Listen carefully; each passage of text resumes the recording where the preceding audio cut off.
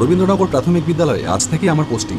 সকাল সকাল রানাঘাট থেকে ট্রেন ধরে কাছাড়াপাড়া নেমে সেখান থেকে অটো ধরে নিমতলা স্টপেজ থেকে 5 মিনিটের হাঁটা পথ। স্কুলে যখন পৌঁছালাম তখন সকাল 10টা। প্রথম দিন স্কুলটা ভালোই কাটলো। স্কুল ছুটির পরে সমস্যা হলো ঘর ভাড়া নিয়ে। স্কুলের পিয়ন নিবারণদা বলল, একা মানুষের ঘর ভাড়া পাওয়া বিরাট চাপের ব্যাপার। তাহলে কি হবে নিবারণদা? আমার বাড়ি সেই বনগা, ডেইলি প্যাসেঞ্জারি করাটাও তো চাপের। একটা বাড়ি আছে স্যার, কিন্তু কিন্তু কি নিবারণদা?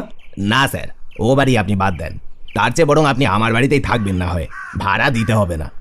ভেবে দেখলাম ব্যাপারটা মোটেও উচিত হবে না। প্রথম ঠিকঠাকই থাকবে, তারপরেই সমস্যা হতে শুরু করবে। তার চেয়ে বরং না থাক নিবারণদা। তুমি যে বাড়িটার কথা বলছিলে সেটাই কি প্রবলেম? বাড়িটা স্যার আমারই, ভাড়া দিই। একটা সময় পর্যন্ত বেশ ভালোই চলছিল। হঠাৎ একদিন এক ভাড়াটে অপবাদ ছড়িয়ে দিল যে বাড়িতে ভূতের উপদ্রব আছে। তারা বাড়ি ছেড়ে চলে গেলে আবার নতুন ভাড়াটে ওঠে, কিন্তু তারাও কেউ 2 দিনের বেশি টিকতে পারেনি স্যার। বাধ্য হয়ে আমি নিজেও এক রাত সেই বাড়িতে থাকি। কি বলবো স্যার, আমি নিজেকেও যেন বিশ্বাস করতে পারিনি। ওই বাড়িতে সত্যিই স্যার ভূতের উপদ্রব আছে। রাত ঠিক 12টা বাজলেই ওই বাড়ি ভীষণ রকম ভয়ানক হয়ে ওঠে। আমি শান্তি সত্যায়ন করিয়েছি, পুজো দিয়েছি, কিন্তু স্যার কিছুতেই কিছু হয়নি। ব্যাপারটা হাস্যকর লাগলো। ভূতের অস্তিত্বে বিশ্বাস আমার কখনোই নেই। আমার কাছে ভূত মানে শুধুই অতীত, না তার থেকে কিছু বেশি না কম। বললাম, তা নিবারণদা, তুমি সেই বাড়িতে এমন কি দেখলে যে তোমার মনে হচ্ছে ওই বাড়িতে ভূত আছে?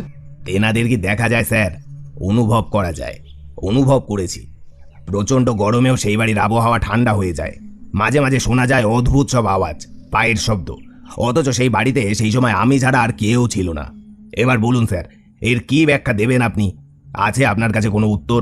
উত্তরটা দিতে গেলে তো আমায় সেই বাড়িতে থাকতে হবে নিবারণদা। তুমি ব্যবস্থা করো, আমি থাকবো। নিবারণদার মুখটা দেখলাম কেমন যেন শুকিয়ে গেল। বিকেল 4টে নাগাদ সেই বাড়িতে এলাম।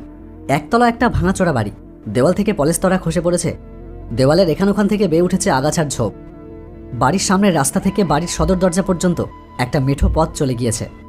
পথটার দুধারে সবুজ ঘাসগুলো এই প্রচণ্ড গরমে কেমন যেন ফ্যাকাশে হয়ে গেছে।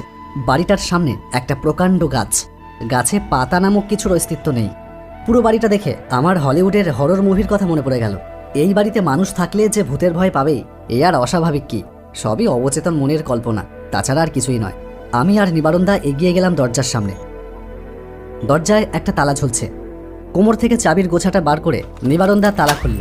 তারপর আলতো ঠেলা দিতেই মস্ত কাঠের দরজাটা আওয়াজ করে খুলে গেল। আর তার সাথে সাথেই একটা উটকো গন্ধ এসে লাগলো নাকে। অনেকদিন ঘর বন্ধ থাকলে যেমন একটা গন্ধ হয়, ঠিক তেমন।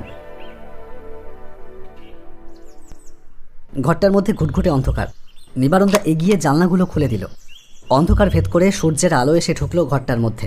দেখলাম দেওয়ালে দেওয়ালে মাকড়সার জাল।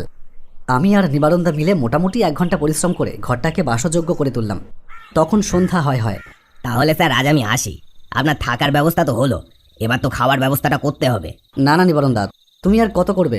আমি সে আজকে রাতের মতন কিছু একটা বাজার থেকে এনে খেয়ে নেব, আর কাল থেকে না হয় 2টো ডালে চালে ফুটিয়ে নেব। তুমিও তো ভেবো না। আর বলছিলাম যে কত ভাড়া দিতে হবে? আহা, ভাড়া নিয়ে চিন্তা করবেন না স্যার, আগে দেখুন থাকতে পারেন কিনা। ঠিক আছে, আমি চলি। কাল স্কুলে দেখা হচ্ছে স্যার। আর এমনি যদি কোনো দরকার হয় তাহলে আমায় ফোন করবেন, আমি চলে আসবো। কিছুক্ষণ পর সদর দরজায় তালা লাগিয়ে বাজারের দিকে গেলাম। বাজার থেকে চা খেয়ে 2-5 জন স্থানীয় লোকের সাথে পরিচয় করে রাতের খাবার নিয়ে বাড়ি ফিরে এলাম।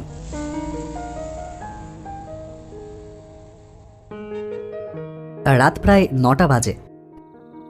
বিছানায় বসে একটা উপন্যাস পড়ছি, বিভূতিভূষণ বন্দ্যোপাধ্যায়ের সুন্দরবনে 7 বছর। এমন সময় ফোনটা বেজে উঠল। অনন্যা, যা এবার কি হবে? বেচারি বলেছিল পৌঁছে একটা ফোন করতে, পৌঁছেতে দূর। সারাটা দিনে ফোন করার কথা মনেই ছিল না। ভয়ে ভয়ে ফোনটা রিসিভ করলাম। তোর বাবা কি প্রাইম মিনিস্টার? মানে? তোর পৌঁছেই ফোন করার কথা ছিল, ফোন করিসনি কেন? কোথায় ব্যস্ত ছিলিস? আরে না, আসলে এসেই ক্লাস জয়েন করলাম, তারপর বাড়ি খুঁজতে গিয়ে একটু লেট হয়ে গেল। ঘর পাচ্ছিলাম না, বুঝলি তো। ও, তা পেলি ঘর? হ্যাঁ, পেলাম একটা ঘর। তবে জানিস, সব থেকে হাস্যকর ব্যাপার হচ্ছে যেই বাড়িটা ভাড়া পেয়েছি সেটা নাকি ভূতের। বাড়িটা নিয়ে কি সব ভুতুরে কথা চালু আছে। বলিস কি? সাবধান, দেখিস আবার পেতনির প্রেমে পড়ে যাস না যেন। আরে না, তুই থাকতে আবার আরো একটা। What do you mean? Nothing babe. আচ্ছা শোন, গুড নাইট। খুব ঘুম পাচ্ছে, এখন রাখ। অনন্যার সাথে আমার 4 বছরের সম্পর্ক। প্রথমে বন্ধুত্ব, আর তারপর এসবের মধ্যে থেকে কবে যে 4টে বছর কেটে গেল বুঝতেই পারিনি।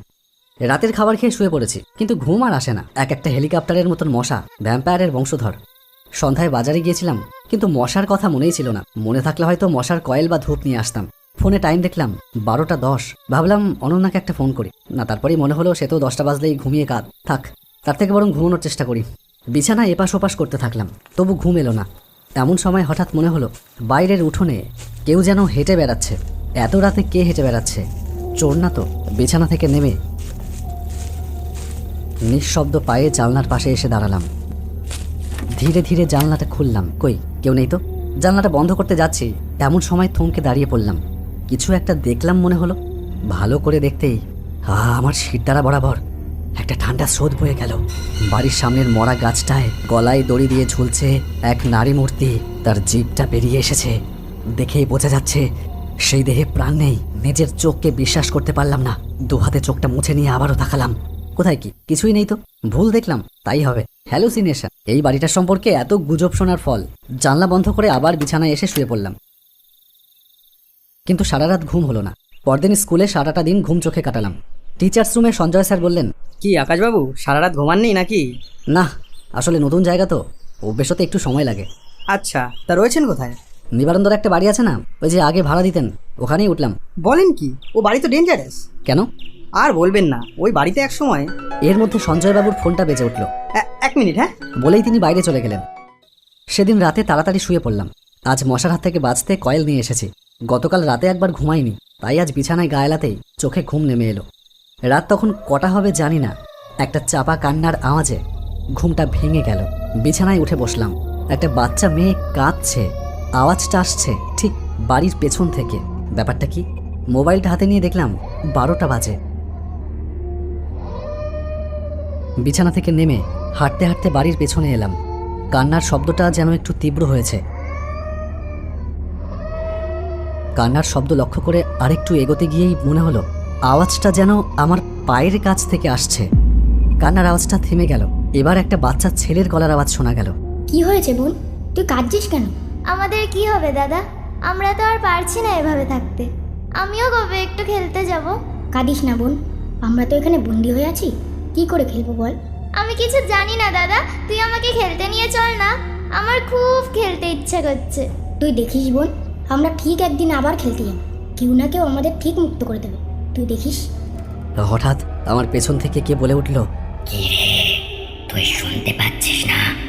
ওরা কাঁদছে, তুই শুনতে পাচ্ছিস না?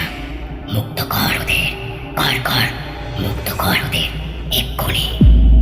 পেছনে ফিরলাম, আর পেছন ফিরতেই আমার সারাটা শরীর যেন বরফের মতন হিম হয়ে গেল। আমার সামনে দাঁড়িয়ে আছে গতকাল রাতের সেই নারী মূর্তি, যাকে সেই মরা গাছটায় গলায় দড়ি দিয়ে ঝুলতে দেখেছিলাম। কি রে, হা করে দাঁড়িয়ে কি দেখছিস? ওদের মুক্ত কর, ওরা কষ্ট পাচ্ছে। তুই ওদের কান্না শুনতে পাচ্ছিস না শয়তান? মুক্ত কর এক্ষুনি। আমি নয়তো এখানে আর কে আছে? কি হলো, তুই এখনো চুপচাপ দাঁড়িয়ে আছিস? দাঁড়া, আজ আমার হাতেই তুই মরবি। হঠাৎ দেখলাম সেই পিশাচিনী 2 হাত উঁচু করে আমার দিকে এগিয়ে আসছে। বুঝলাম এখানে দাঁড়িয়ে থাকা মানে মৃত্যু নিশ্চিত। তাই আর একটা মুহূর্ত সময় নষ্ট না করে পিছন ঘুরিয়ে দিলাম দৌড়।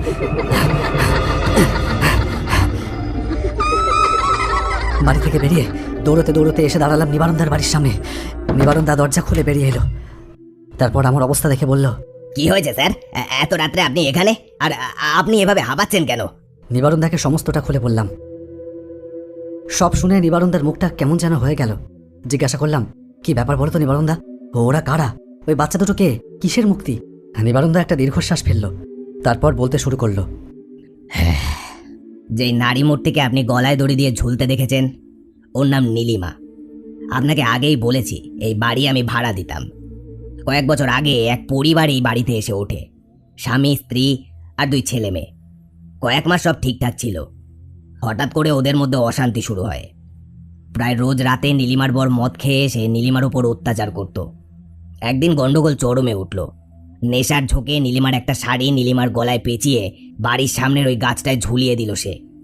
এখানেই শেষ নয়, বাচ্চা দুটোকেও খুন করে পুঁতে দিল বাড়ির পিছনে। তারপর এখান থেকে পালিয়ে গেল। কোথায় গেল কেউ জানে না, আজ পর্যন্ত তার খোঁজ পাওয়া যায়নি। কিন্তু তারপর থেকে নীলিমা আর বাচ্চা ছেলেমেয়ে দুটোর অতৃপ্ত আত্মা ওই বাড়িতে ঘুরে বেড়ায় মুক্তি লাভের আশায়। এগুলো তুমি আমায় আগে বলনি কেন? আপনি বিশ্বাস করতেন না স্যার, তাই বলিনি। আমি আপনাকে ওখানে থাকতেও দিতাম না। আপনাকে আমার বাড়িতে থাকতে বললাম, আপনি থাকলেন না। বাধ্য হয়েই ছাড়ুন, আমার সাথে চলুন, আপনি আমার বাড়িতেই থাকবেন। আজ রাতটাই তোমার বাড়ি থাকবো। কাল আমি আর তুমি দুজনে মিলে ওদের মুক্তি দেওয়ার ব্যবস্থা করব। তারপর আবার ওই বাড়িতেই। রাতটা নিবারণদার বাড়িতেই কাটিয়ে দিলাম। পরদিন সকালে ওদের মুক্তির ব্যবস্থা করেছি। এখন ওই বাড়িতেই বেশ সুখে আছি। নীলিমা আর তার ছেলেমেয়েরা আর আমায় ভয়